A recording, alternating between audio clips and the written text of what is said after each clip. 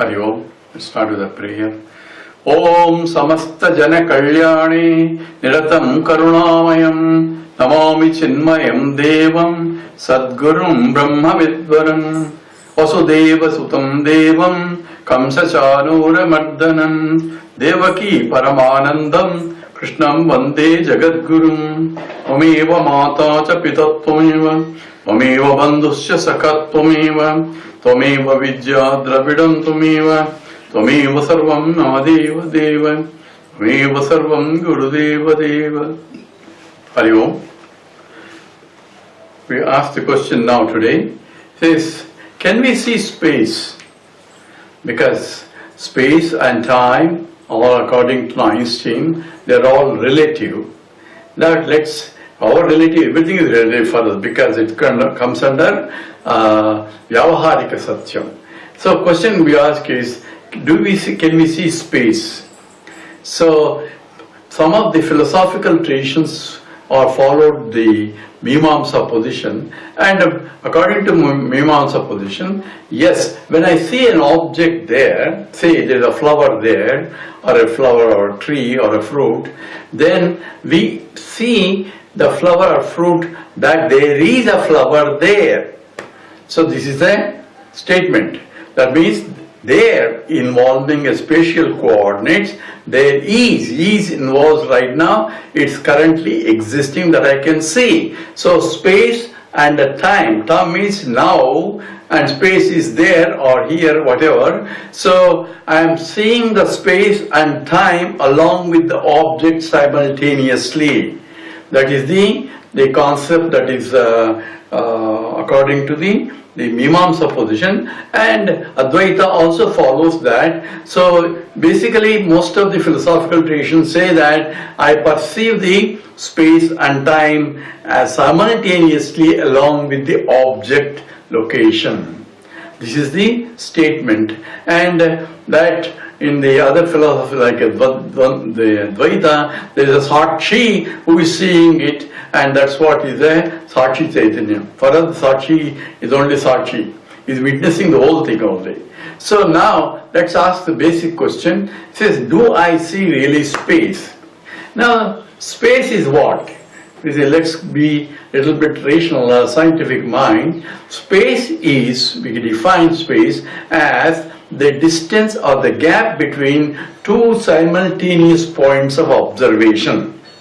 So if I have one point here, one point there, and I am seeing there is a space between, because I am seeing not one at a time. Simultaneously, I am seeing 2 points, and distance gap between them is the space. If there is only one, then I cannot define space as it is unless I have another point with which I can say, yes, there is a space. You follow? So if I am seeing this way, finger, now I am seeing finger with respect to the surroundings. If you look at me with the face and all that, then you are seeing two objects simultaneously, 2 points, and therefore that's called is a space. So space is between simultaneous observation of two points is the gap between that is called space. And the Lord has given 2 eyes for us, fortunately, and they are almost observed around 7 degrees apart, and implication is because of the 2 eyes that are provided, I am using both eyes to see an object, and one at this angle and one at that angle, and that gives me a stereographic projection or a 3-dimensional space also. Not only 2 dimensions, even the depth is also coming in, because I am seeing simultaneously with the 2 eyes which are displays. So 2 images are superimposed on top of it. And if you have seen the 3D movies and all that, they give you polarized glasses for you to see, otherwise you cannot see. Polarized light is such that when they took the movie itself, they use one polarizer to take that and use another polarizer which is in completely opposite to it, and that is used for taking with the other camera, and both are put together, and you have to use the the polarized glasses where one eye see one movie from one side, one camera that took, another one is another polarized eye that took. This eye cannot see the other one, the other eye cannot see this one. So now two projections are given, and that gives you the stereographic projection.